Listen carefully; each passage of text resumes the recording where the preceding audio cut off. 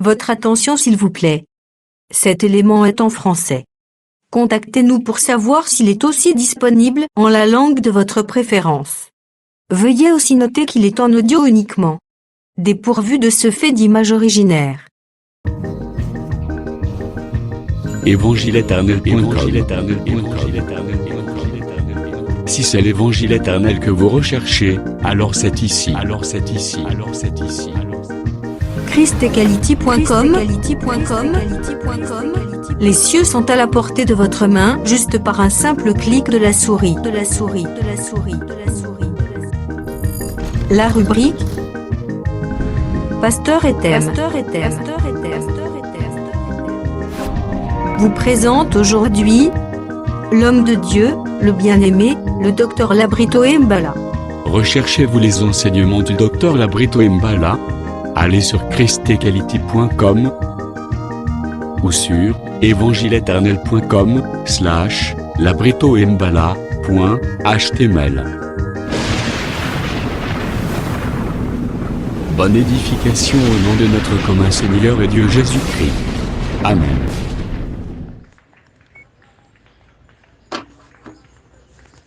Shalom, peuple de Dieu. Que la paix du Seigneur et son bonheur soient votre partage au nom de Jésus-Christ. Je prends Apocalypse 10e chapitre. Nous allons le lire au nom du Seigneur Jésus-Christ. Nous allons le lire au nom de Jésus. Amen. Je vis un autre ange puissant qui descendait du ciel, enveloppé d'une nuée. Au-dessus de sa tête était l'arc-en-ciel, et son visage était comme le soleil, et ses pieds comme des colonnes de feu. Il tenait dans sa main un petit livre ouvert, et il posa son pied droit sur la mer et son pied gauche sur la terre. Et il cria d'une voix forte comme rugit un lion. Quand il cria, les 7 tonnerres firent entendre leur voix. Et quand les 7 tonnerres eurent fait entendre leur voix, j'allais écrire, et j'ai entendu du ciel une voix qui disait: celle-ci conduit les 7 tonnerres et ne l'écrit pas.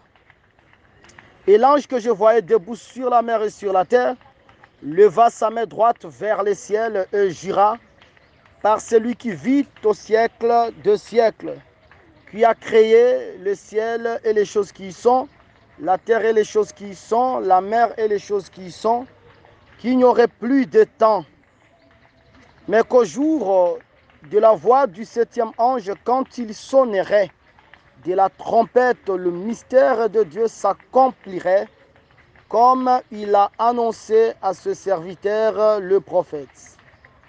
Et la voix que j'avais entendue du ciel me parla de nouveau et dit: va, prends le petit livre ouvert dans la main de l'ange qui se tient debout sur la mer et sur la terre. Et j'allai vers l'ange en lui disant de me donner le petit livre. Et il me dit: prends-le et avale-le, il sera amer à tes entrailles, mais dans ta bouche il sera doux comme du miel. Je pris le petit livre de la main de l'ange et je l'avalai. Il fut dans ma bouche doux comme du miel, mais quand je lui avalai, mes entrailles furent remplies d'amertume. Puis on me dit: il faut que tu prophétises de nouveau sur beaucoup de peuples, des nations, des langues et de rois. Que le Seigneur nous fasse grâce que ce texte soit très bien expliqué. Je crois que nous sommes en train d'évoluer sur Apocalypse chapitre 10e. Et ça nous reste 2 séances après cette séance pour que nous mettions le point de suspension. Et je t'exhorte de ne plus t'absenter dans l'une des séances, car ça sera encore bénéfique pour ton âme. Nous sommes au dernier virage et nous voulons vraiment que, en dehors de cet enseignement, Que le Seigneur nous oriente pour montrer encore à son peuple qu'est-ce qu'il doit faire. Nous nous sommes arrêtés au niveau où le 100 livres dit qu'il n'y aurait plus de délai. Lorsque l'ange élève sa main, il jure par celui qui vit au siècle des siècles. Le 100 livres nous dit qu'il n'y aurait plus de délai, c'est-à-dire il n'y aurait plus de temps. Le vendredi, nous n'étions pas là pour continuer notre bonhomme de chemin. Nous étions en prière quelque part, raison pour laquelle nous étions absents. Mais c'était important aussi qu'on puisse intervenir le vendredi parce que je vois déjà avec des séances c'est compliqué, mais je vais m'efforcer de faire un peu l'atterrissage forcé. Il n'y aurait plus de délai, il n'y aurait plus de temps. Pourquoi l'ange parle de la sorte? Je crois que nous avons donné des éléments, mais je vais un peu ajouter encore pour vous amener à une très belle compréhension. Pourquoi il n'y aurait plus de temps? Dieu est hyper intelligent. C'est un savant, un grand savant que le monde n'a jamais connu. Dieu connaît tellement de choses. Il connaît la fin d'une chose avant même que la chose commence. Avant que toi tu sois né, qu'on puisse te donner le nom de Martha. Dieu connaissait déjà ta fin. Il connaît la fin des jours de tout le monde qui est ici. Voilà pourquoi tu ne peux pas faire quelque chose pour dire que oh, moi je vais m'échapper à Dieu. Si je fais ça, Dieu ne me voit pas. Il te voit, il te connaît. Il connaît même tes actions, il connaît tes pensées. Il connaît tout ce que tu projettes dans l'avenir. Lorsqu'il dit ici, il n'y aurait plus de temps. Il sait que l'homme, c'est un orgueil. L'homme, c'est un orgueil. L'homme est capable de dire que Dieu, tu vois, toi, tu es égoïste. Tu gouvernes la terre de ta façon. Si tu me donnes moi aussi homme, je le ferai mieux que toi.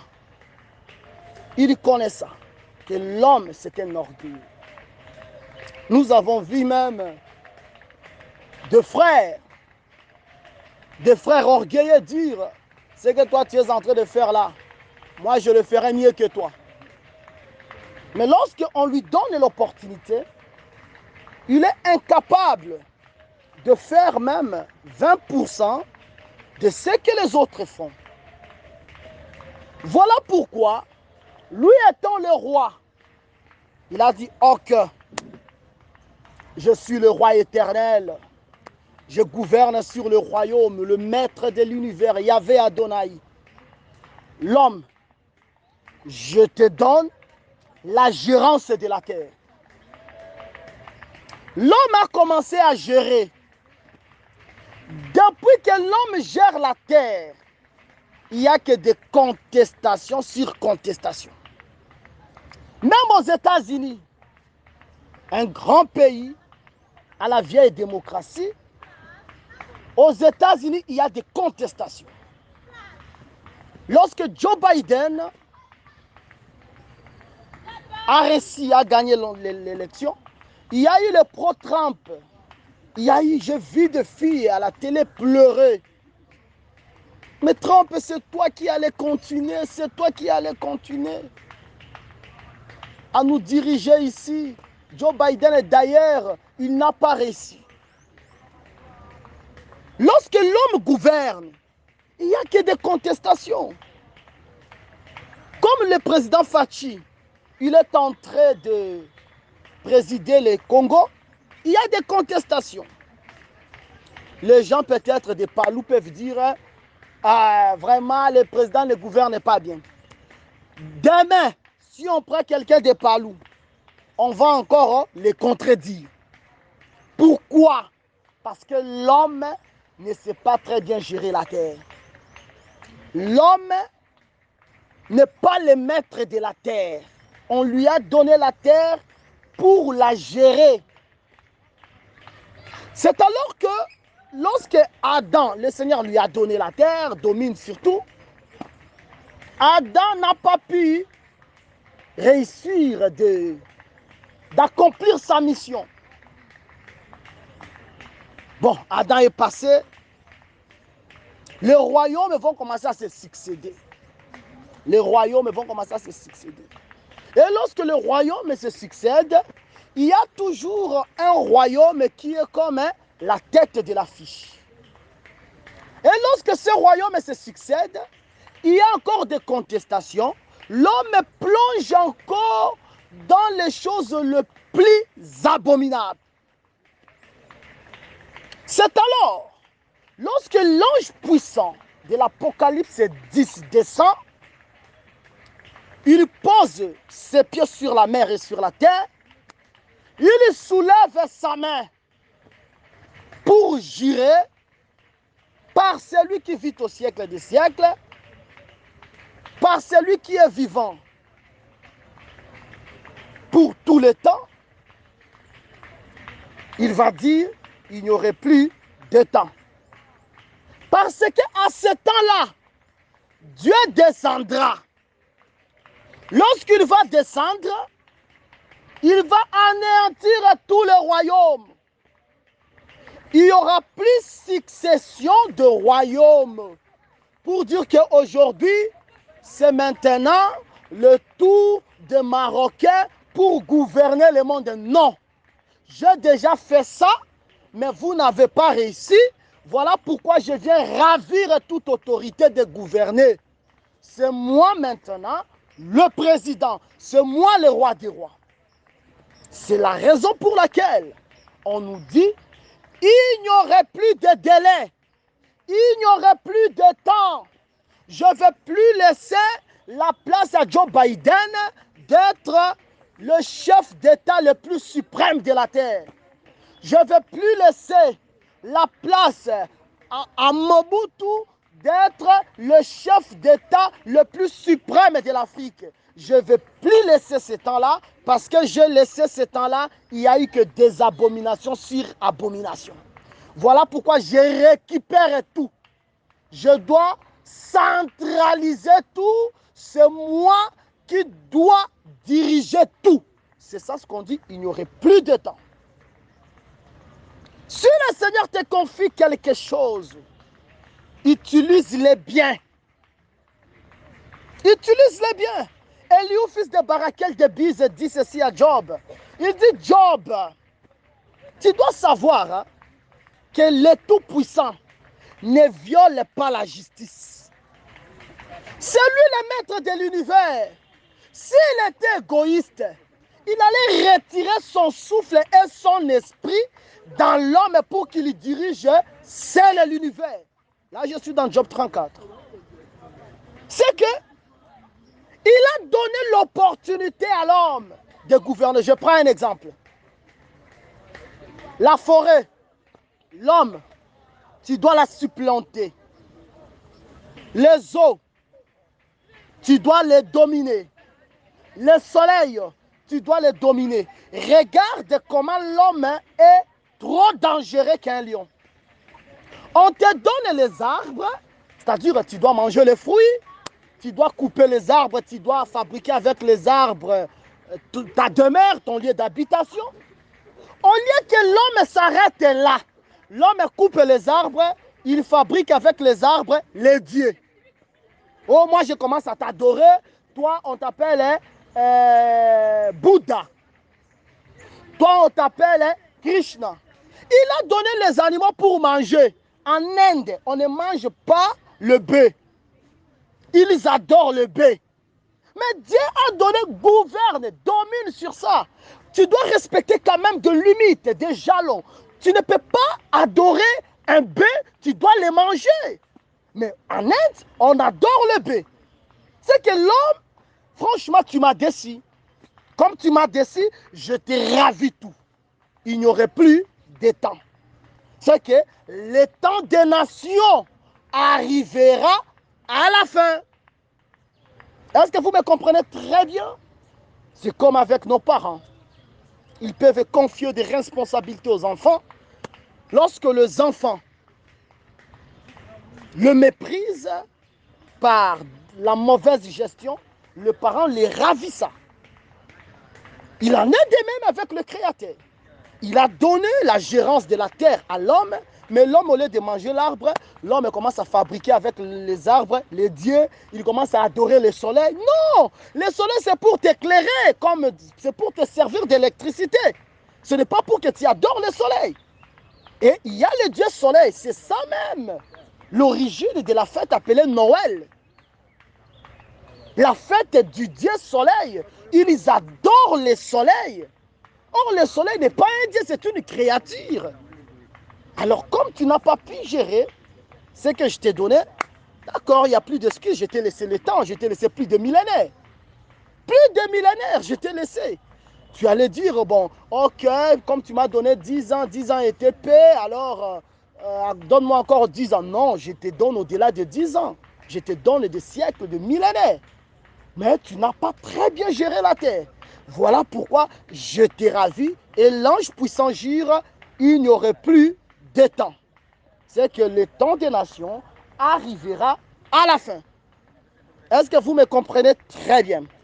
Maintenant, nous voulons un peu évoluer. Nous voulons évoluer là, ajouter un peu quelque chose. Comme je suis en train de dire, les gens des foyers, le frère des foyers, les responsables des foyers, nous vous avons confié une tâche, conduire l'œuvre ici, faire entrer l'évangile là où il n'est pas entré, respecter cette tâche et le Seigneur, lorsqu'il voit votre fidélité, il vous ajoutera encore au-delà. Raison pour laquelle, lorsque Jésus vient dans le livre de Matthieu chapitre 25, il donne une parabole. Il appelle 3 personnes dans la parabole. Les 3 personnes qu'il a fait appel, ce sont les 3 jours. Les 3 jours parce que lui, il travaille que 3 jours. Allez dire à ces renards, je travaille aujourd'hui, demain, après-demain, je termine mon boulot. Il appelle 3 personnes, il les confie la tâche et elles doivent respecter ça. Toi, tu prends 5 talents, tu dois le multiplier. Toi, 2 talents, tu dois le multiplier. Toi, 1 talent, tu dois le multiplier. Celui qui avait reçu 5 l'a multiplié pour faire 10. Celui qui avait reçu 2, il a multiplié pour faire 4, mais celui qui avait reçu 1 n'a pas multiplié. Le Seigneur vous donne des tâches, il vous donne les talents, il vous donne les dons spirituels. Il faut très bien les gérer. Si vous ne les multipliez pas par des prières, sachez-le qu'un jour, il reviendra. Il va vous condamner, il va vous dire que je vous ai donné des tâches, je vous ai donné la beauté. Cette beauté-là, c'était pour me servir dans l'évangélisation, c'était pour montrer aux hommes, quand de même je suis belle, quand de même je suis beau, mais avec ma beauté, je prends ça, je donne au Seigneur. Mais toi, tu ne l'as pas multiplié. Il va te demander ça. Est-ce que tu me comprends? Celui qui a reçu 5 a multiplié 10. Celui qui a reçu 2 a multiplié 4. Mais l'autre a enfoui dans le sol. Il a abusé des dons du Seigneur. Or, l'agneau dans Exode 12, il doit mourir le 14e jour. C'est que tout le temps là, ça parlait de l'agneau comme immolé. Parce que l'agneau, si il est comme immolé, ça veut dire il va mourir et il reviendra à la vie. Il est comme, c'est-à-dire, il n'est pas immolé, il est immolé, il n'est pas immolé. C'est-à-dire, le Seigneur mourra un jour et il reviendra à la vie. Voilà pourquoi il donne 5 dès 1. Celui qui reçoit 5 multiplie, ça devient 10. Celui qui reçoit 2, il multiplie, ça devient 4. Et celui qui reçoit 1 ne multiplie pas, il va le mettre au sol. Voilà les 14 talents, la mort de l'agneau. L'autre, on les met au sol, mais lorsque le maître revient, on doit les ressusciter. La résurrection du Seigneur, c'est que l'agneau comme immolé. Mais je n'aime pas entrer d'abord dans des révélations. Je dis tout simplement que si le Seigneur vous donne quelque chose, multipliez-les. Il vous a confié des responsabilités, il vous a confié des tâches, multipliez-les et le Seigneur va vous confier encore de grandes tâches. Il ne faut pas dire que moi, un jour, je prêcherai aux États-Unis. Non, prêche d'abord ici. Aux États-Unis, tu prêcheras plus tard. Il n'y aurait plus de temps. Maintenant, écoutez le verset 7. Mais au jour de la voix du 7e ange, quand il sonnerait de la trompette, le mystère de Dieu s'accomplirait, comme il a annoncé à ses serviteurs, le prophète. Il faut retenir quelque chose ici, c'est très important. Le 7e ange n'a pas qu'un seul jour. Réalisez Apocalypse 10, verset 7. Le 7e ange a beaucoup de jours. Il n'a pas qu'un seul jour. Au jour du 7e ange, c'est-à-dire dans ces jours-là, ça peut être le premier jour, le deuxième, le troisième, il a beaucoup de jours. Lorsqu'il va sonner de la trompette, c'est alors que le mystère de Dieu va s'accomplir. Il a beaucoup de jours. Et chez le frère branhamiste, le 7e ange, c'est le prophète Branham. Il ne faut pas refuser lorsqu'on te dit quelque chose. Même si moi je te dis que c'est moi qui suis le 7e ange, ne refuse pas. Mais il faut réfuter. Il faut amener des preuves qui témoignent que je ne suis pas le 7e ange. Il faut amener des preuves qui témoignent que Branham n'est pas le 7e ange qui sonne de la trompette pour que le mystère de Dieu puisse s'accomplir. Le prophète Branham, selon le branhamiste, c'est le 7e ange. J'ai suivi même mon propre papa en train de dire que c'est le prophète Branham qui est le 7e ange qui sonne de la trompette pour que le mystère de Dieu s'accomplisse. Ce n'est pas ça la vérité. Parce que le 7e ange a beaucoup de jours d'abord, beaucoup de jours. Et ce sont ces jours-là, c'est dans ces jours-là qu'il va sonner de la trompette. Maintenant, comment comprendre la sonnerie de la trompette du 7e ange? Comment on va la comprendre? Pour comprendre la sonnerie de la trompette du 7e ange, il faut d'abord comprendre le mystère de Dieu qui s'accomplit. Lorsqu'on connaît le mystère de Dieu qui s'accomplit, ça va nous faciliter de comprendre le jour du 7e ange. Ça va nous faciliter aussi de comprendre qui est le 7e ange. Parce que lorsqu'il sonne de la trompette dans ces jours, le mystère s'accomplit. Mais il s'agit de quel mystère? Il y a beaucoup de mystères dans la Bible. Les 70 semaines de Daniel, c'est un mystère. Le 7 tonnerres, lorsque je vous avais expliqué, c'est un mystère. Il y a beaucoup de mystères. Maintenant, nous devons comprendre, il s'agit de quel mystère? Ici, il est question de mystère de la piété. Là, je suis dans le livre de 1 Timothée, chapitre 3, verset 16. Écoutez le Saint Paul. Le mystère de la piété est grand. Le Saint Paul a vécu des mystères. Le Saint Paul était un rabbin. Il maîtrisait la Torah. Il maîtrisait le rouleau de Moïse. Il connaît le mystère de la création. Il dit même, le temps me manque de parler de Samson, de Barak. Il a parlé sur Melchisédek, le mystère de Melchisédek. Il a parlé sur des choses. Mais dans 1 Timothée chapitre 3 verset 16, il dit que quand bien même il y a de mystères, mais le mystère de la piété est grand. Dieu manifesté en chair. Dieu manifesté en chair, justifié de l'esprit. des anges. Prêchez aux gentils. Crie dans le monde, élevé dans la gloire. Dieu manifesté en chair, justifié par l'esprit, vie des anges. C'est que même pour que les anges le voient, ce n'est pas facile. Parce que c'est une grande lumière éblouissante. Même les anges pour le voir, ce n'est pas facile. Manifester en chair. Vie des anges. C'est que Paul, lorsqu'il regarde la grandeur de ce Dieu-là, il voit qu'un ange pour voir Dieu, ce n'est pas facile. La Bible dit ceci. Il y trouve même de la folie au milieu des anges.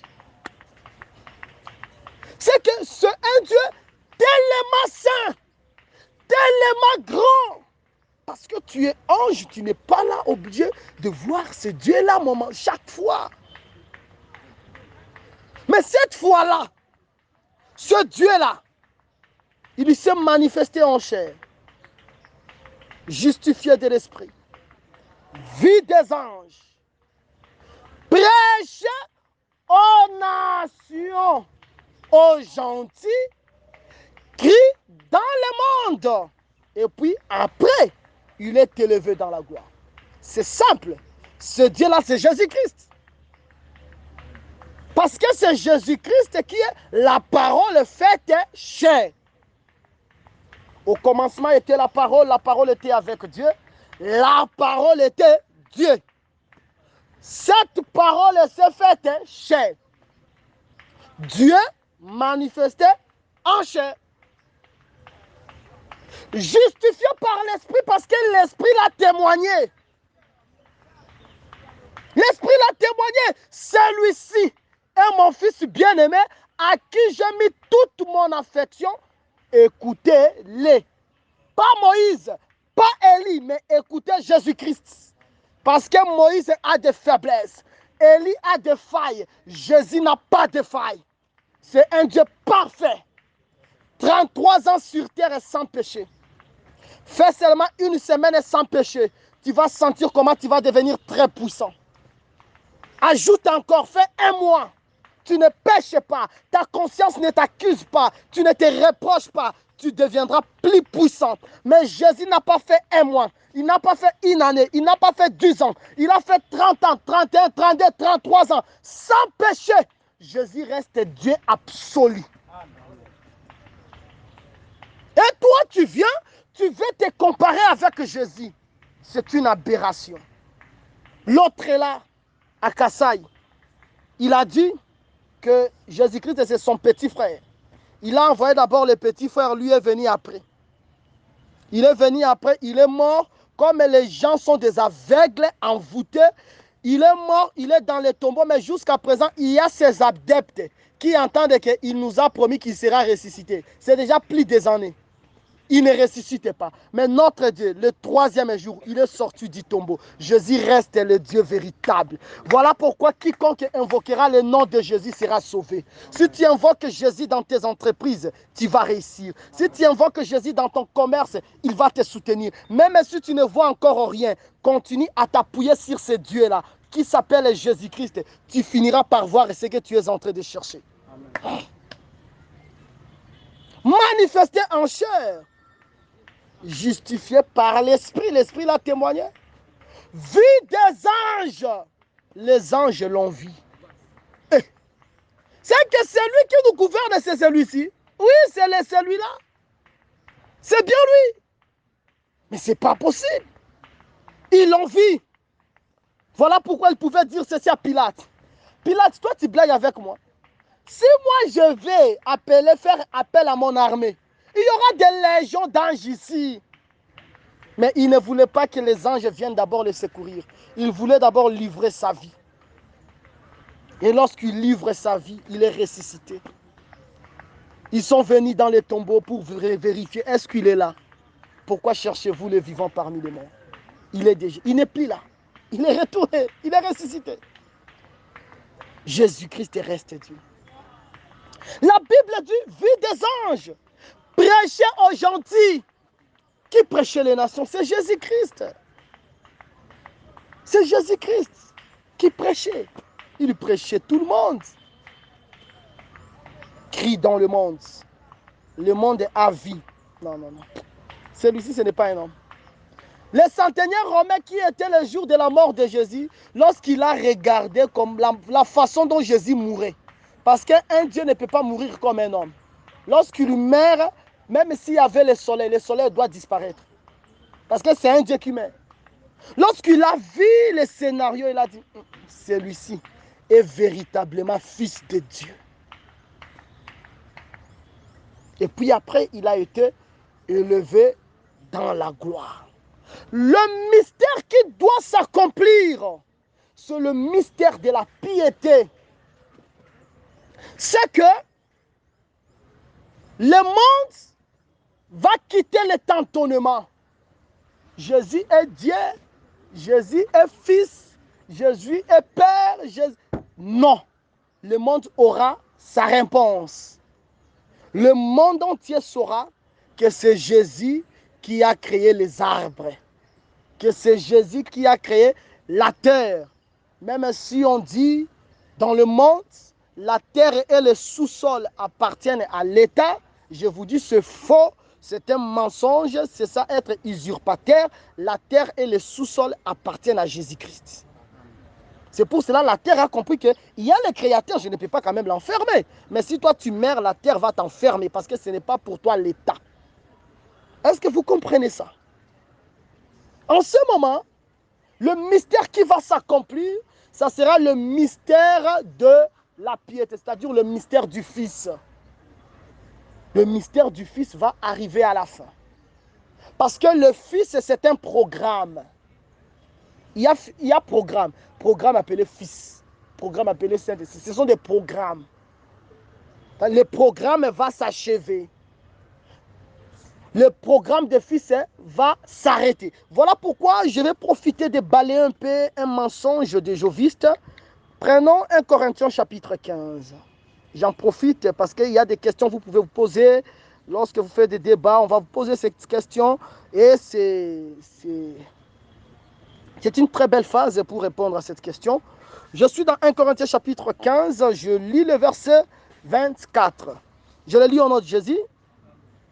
Ensuite, écoutez ici bien, comment le mystère s'accomplit. Ensuite, viendra la fin.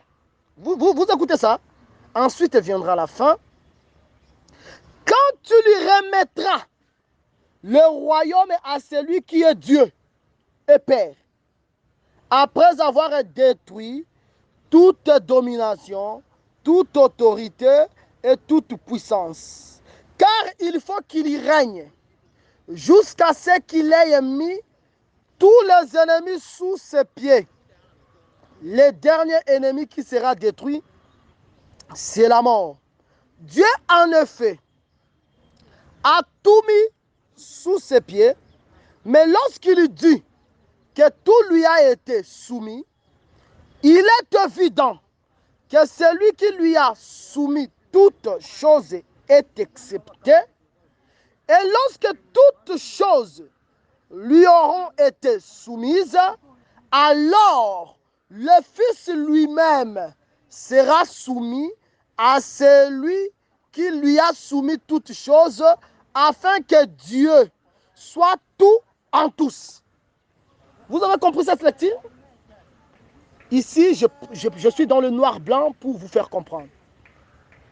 Le Saint Paul est en train de dire, il y aura un moment où Jésus, comprenez ça bien, où Jésus va prendre tout ce que le Père lui a donné. Il va les remettre.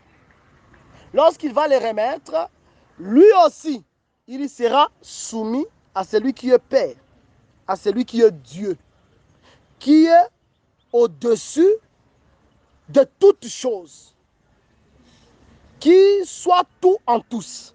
Maintenant, prenons 1 Jean chapitre 5, pour vous faire encore comprendre. Il va remettre des choses chez Dieu. Vous comprenez ça? Il remet chez Dieu. Bon, tu m'as donné les clés de la mort, les clés de ce jour de mort. Alors, je te remets tes clés. Et moi aussi, je me soumets à toi, Dieu, qui est tout en tous. Prenons 1 Jean chapitre 5. Je prends le verset 19 à 20. Nous lisons au nom de Jésus-Christ. Nous savons que nous sommes de Dieu et que le monde entier est sous l'emprise du malin. Nous savons aussi que le Fils de Dieu est venu et qu'il nous a donné l'intelligence pour connaître le véritable. Et nous sommes dans le véritable à son Fils Jésus-Christ. Verset 21, je m'arrête même là-bas. Ici, on parle de Fils de Dieu qui est venu. Il nous a donné l'intelligence pour connaître le véritable. Mais nous sommes dans le véritable. En son Fils Jésus-Christ, je pense peut-être chez vous là-bas, on a ajouté qui est le Dieu véritable. Mais ici, chez moi, on n'a pas ajouté ça, mais j'ai quand même ça en tête.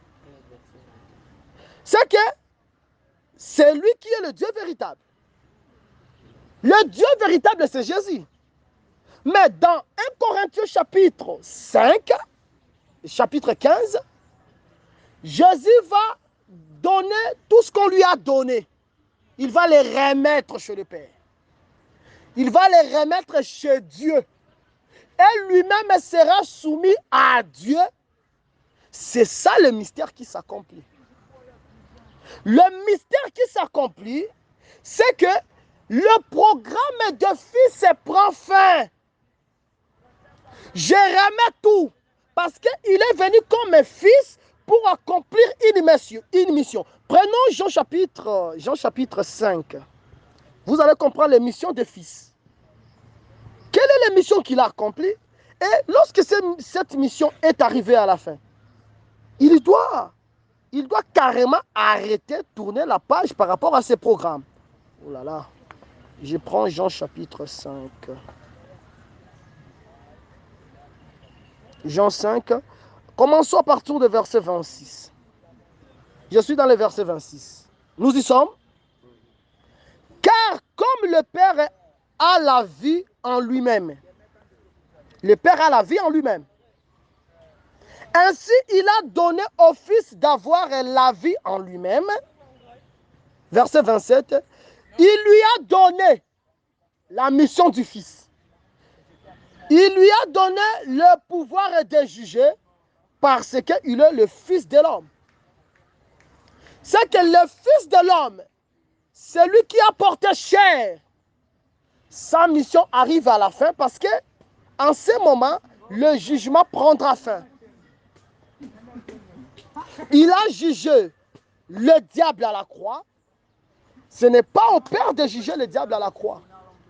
Mais je vais juger le diable à la croix. Je crée un programme appelé Fils. Et le programme de Fils doit juger le diable. Il juge le diable à la croix. Parce que dans le Fils, il y a Jésus-Christ comme Fils de l'homme. Il y a Jésus-Christ comme Fils de Dieu. Il y a Jésus-Christ comme Fils de David. Il y a le Fils de tonnerre. Il y a de fils. Mais lorsqu'il est Fils de l'homme, il est là pour mourir. Lorsque tu vois Jésus-Christ mourir, c'est seulement Jésus, mais comme Fils de l'homme. Lorsque tu vois Jésus-Christ revenir à la vie, il est ressuscité. En ce moment, c'est Jésus-Christ Fils, mais comme Fils de Dieu.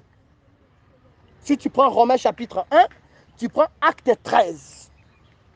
La résurrection de Jésus, c'est le programme de Fils, mais Fils de Dieu. Lorsqu'il nous explique les écrits le jour de la Pentecôte, c'est le Fils du tonnerre. Boanerges, c'est celui qui doit expliquer Sinaï. Lorsqu'il va entrer dans le règne de 1000 ans, là c'est Jésus-Christ encore comme Fils, mais ce n'est pas le Fils de l'homme, parce que le Fils de l'homme est déjà mort. Ce n'est pas le Fils de Dieu, parce que le Fils de Dieu est ressuscité, mais c'est le Fils de David, l'héritier du trône. Mais ce programme de fils arrivera à la fin. Le fait qu'il arrivera à la fin, voilà pourquoi au jour de la voix du 7e ange, quand il sonnerait de la trompette, le mystère de Dieu s'accomplirait. C'est le mystère de la piété. Dieu manifesté en chair, justifié de l'esprit, vie des anges, prêché aux gentils, crie dans le monde, élevé dans la gloire. Est-ce que vous me comprenez très bien? C'est tout un programme. Le mystère là qui s'accomplirait, c'est le mystère des fils. Maintenant, comment Branham va dire que c'est lui le 7e ange qui sonne de la trompette? Or, si tu sonnes de la trompette, il faut que le mystère des fils s'accomplisse. Il faut que le mystère des fils arrive à la fin. Il dit, bon, ok, je fais mes programmes, je travaille comme fils, c'est fini. Là, je ne suis plus comme fils. Je suis Elohim, Yahvé Adonai. Est-ce que vous comprenez très bien? Il rentre dans les toges du Père. C'est pour cela, dans de vraies versions, il dit que je m'en vais au Père. Il ne dit pas que je m'en vais chez le Père, non.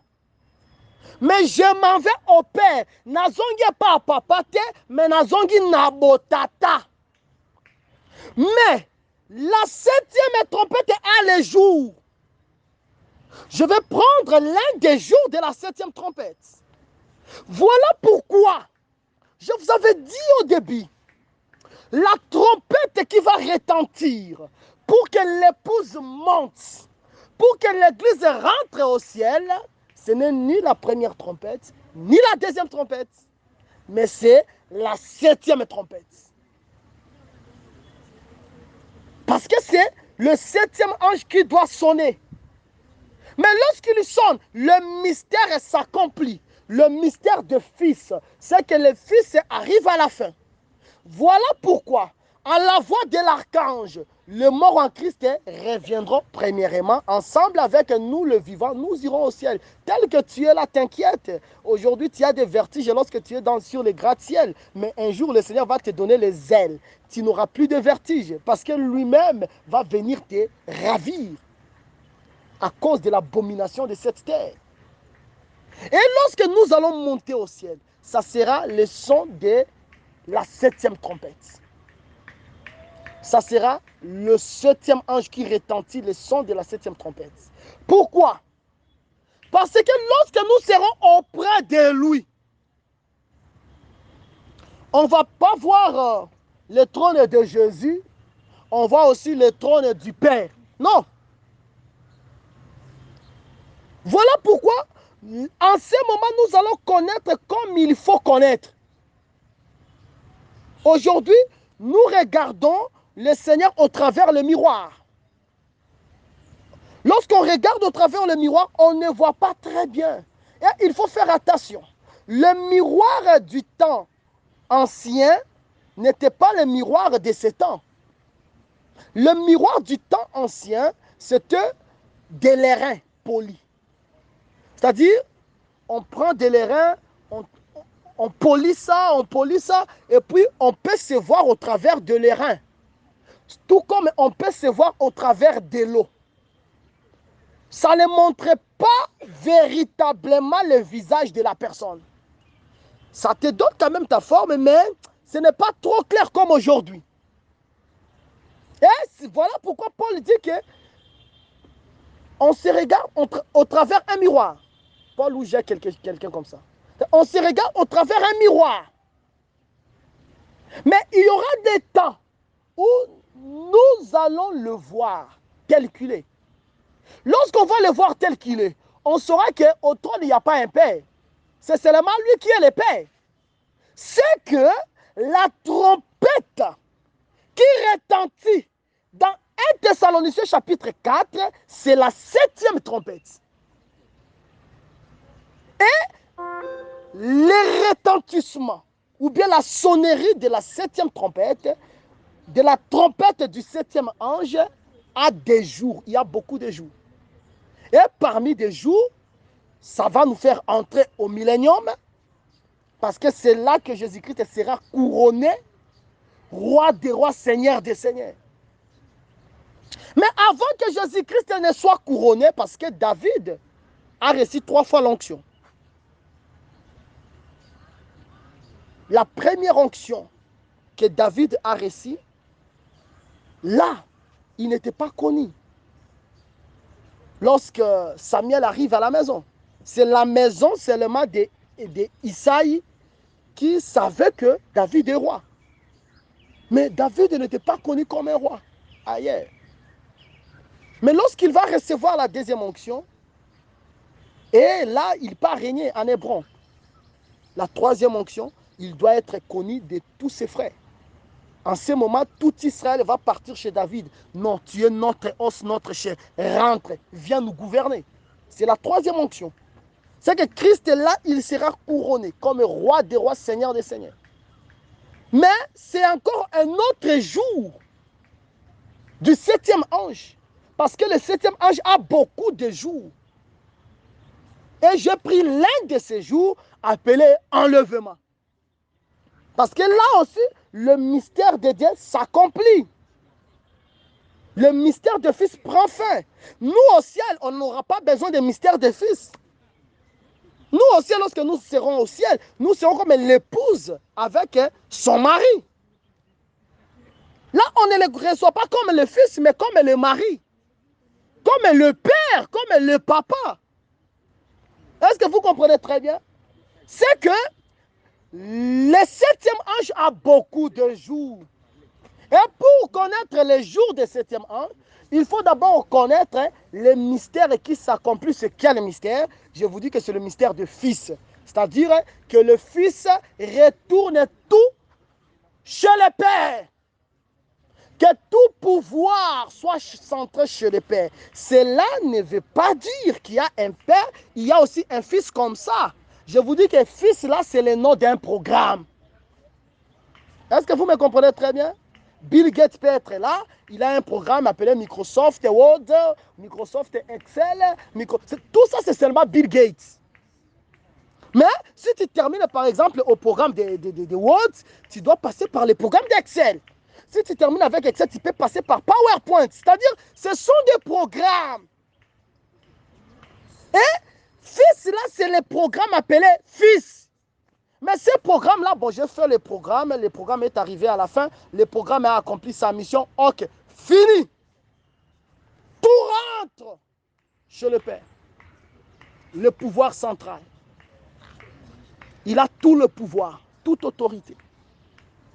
S'il veut te faire du bien maintenant, la personne ne peut lui refuser. Il a tout, tout. S'il veut décider quelque chose de bien pour toi, il va le faire. Personne ne va contrecarrer. Et je vais, au travers de ce message, que le Seigneur décide de belles choses pour vous. Que le Seigneur soit gêné lorsque vous souffrez. Hein? Lorsque vous souffrez, que lui soit gêné. Tu vois, lorsque tu passes en route, tu vois quelqu'un qui souffre, tu vois une maman avec un bébé, mais la maman là n'a pas de moyens. Tu sens en toi, dans ton cœur là, tu sens mal. Tu n'as pas l'argent pour la soutenir. Tu n'as pas quelque chose pour lui venir en aide. Tu vois ces douleurs-là. Tu vois ce que tu as là dans ton cœur. Je veux que le Seigneur puisse avoir le même douleur pour toi.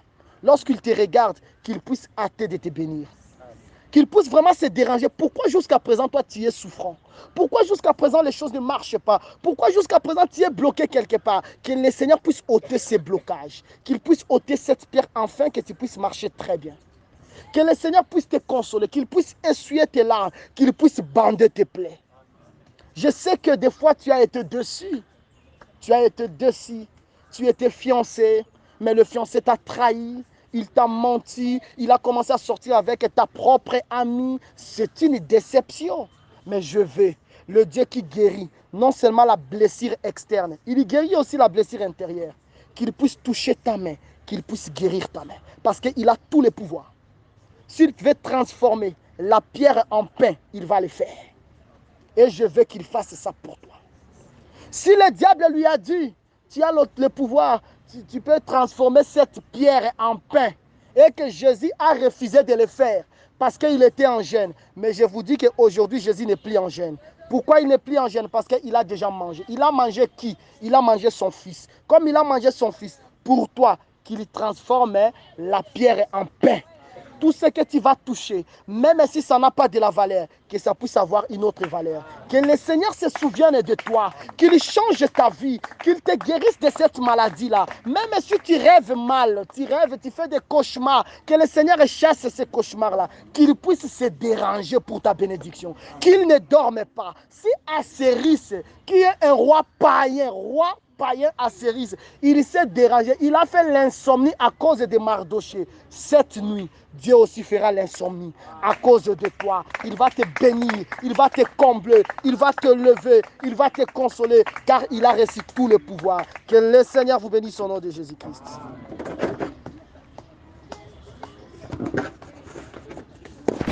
Merci d'avoir suivi ce message et que Jésus-Christ vous bénisse. Si vous avez une question à l'intention de l'homme de Dieu, si vous voulez que l'homme de Dieu prie pour vous, si vous voulez vous confier à l'homme de Dieu, ou si vous voulez tout simplement bénir l'homme de Dieu, contactez-le directement si ses coordonnées sont disponibles depuis sa page. Sinon, contactez-nous et nous lui transmettrons vos préoccupations.